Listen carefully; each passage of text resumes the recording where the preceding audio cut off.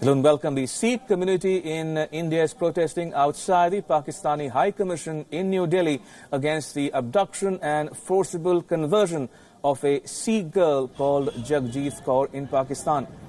The Sikh community has been enraged by the incident and it is seeking justice for Jagjit Kaur. The Pakistani government has reportedly taken custody of Jagjit Kaur, who was forcibly married off to a Jamaat-ul-Dawa operative. And these are the latest visuals of that very protest happening outside the Pakistani High Commission in New Delhi. This has been organized by a Sikh body in New Delhi. And while we watch these latest visuals from New Delhi, let's bring you up to speed with what has happened in the case of Jagjit Kaur. Now, she'll be returned to her family only after proper documentation is done. That's what the government of Pakistan is claiming. But her family has no information still regarding Jagjit Kaur's whereabouts. Further, 8 people involved in the case, including the boy's father, have been arrested by the Nankana police. Initial reports said that the teenager was in fact returned to her family, but Jagjit Kaur's brother has dismissed all the reports.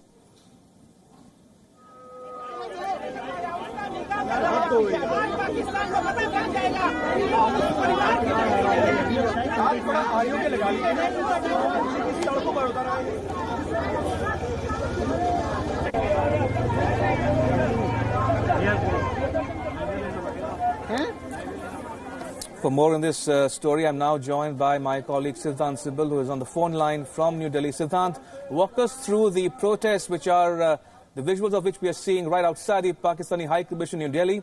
The protest actually snowballing into a big issue from Punjab now reaching New Delhi. Well, yes, it's snowballing into a big issue. And remember, today is the second day of the protest by the Indian Sikhs outside the Pakistani High Commission. Yesterday also the protest took place. And today, of course, it is in much larger scale. Remember, the kidnapping and forceful conversion of a Sikh girl in Pakistan, Jagjit Kaur, into Islam has caused a lot of protests where effigies of Pakistani Prime Minister Imran Khan being burnt in the Indian state of Punjab, and now the protests happening outside the Pakistani High Commission. We have seen assurances also coming from Islamabad, but of no use. We know that the girl still hasn't been able to go back. Of course, there are versions coming that the girl doesn't want to go back to her family, but that's the usual case whenever such kind of developments happen, whether it's Jagjit Kaur today or whether it's Ravina case which happened just a few months ago in early 2019. So primarily now the focus is to make sure that the girl meets her family, joins her family. That is something that the family of Jagjit Kaur has been demanding, but now it is making international headlines as well. In fact, the family of Jagjit Kaur has said that if the girl is not sent back, then it might lead to disruption of the Kartarpur corridor, and of course what Pakistan has been doing with Kashmir, that will impact domestically Pakistan a lot. But the development happening just few months before the Kartarpur corridor, which will be opened soon, so that lakhs and lakhs of Indian citizens, particularly of the Sikh faith, can join and pay their respects at the Kartarpur corridor. So this development is expected to impact the corridor as well. Indeed, as Siddhant was pointing out, this might have ramifications and impact on the Kartarpur talks between India and Pakistan as well.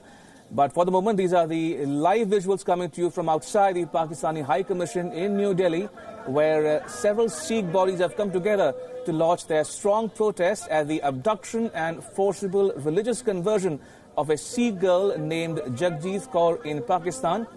And it has called into question once again the Pakistani government's policies towards minorities, be they Shia Hazaras, the Ahmadis, Hindus, Sikhs or Christians. Remember the RCBB case involving the conversion issue and blasphemy law made international headlines as well.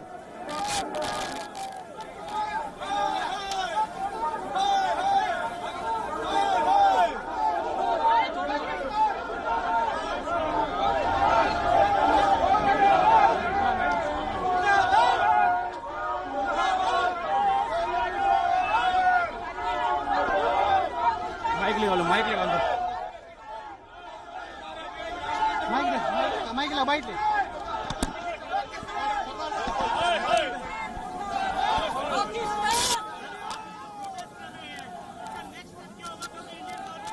हम embassy तक जाएंगे, हमें रोक नहीं सकते, हम अपनी demands लेके जाएंगे।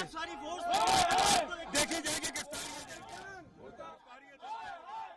Right, so as the visuals suggest, these are the latest visuals coming to you from outside the Pakistani High Commission in New Delhi, where several Sikh bodies have come together to register their protest at the abduction and forcible religious conversion of a Sikh girl in Pakistan named Jagjit Kaur. Her family says they still do not know about her whereabouts, but the Pakistani government says she is reportedly in the custody of the local authorities and will be released safely upon completion of documentation. So we are waiting to hear from the Pakistani government on the well-being of Jagjit Kaur.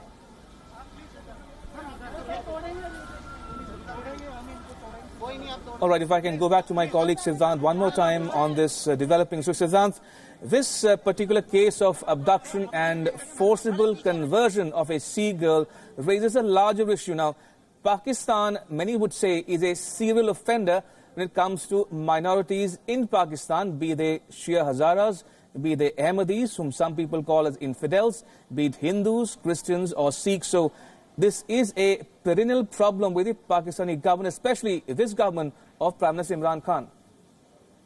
Well, that has become a norm of sorts in Pakistan to treat minorities in a very disrespectful manner. And of course, we have seen in past few years reports and emerging, a lot of reports emerging in whether it's from southern Sindh province or whether it's Punjab, that how minority, the girls of minority sects are kidnapped and converted to Islam.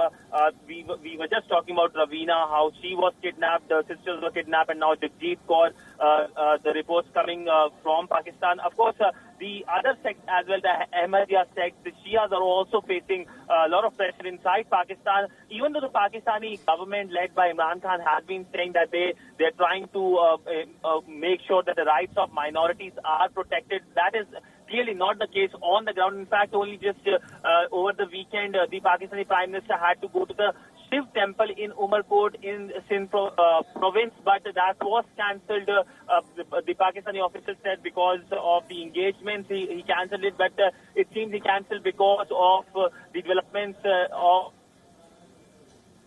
And in fact, the Pakistani Foreign Minister Qureshi went there. He spoke about how they are protecting the rights of the minorities. But clearly, if we look at, not just from today, if we look at right from the day of creation of Pakistan in 1947, there has been a substantial decrease in the population of minorities, whether it's Hindus, whether it's Sikhs.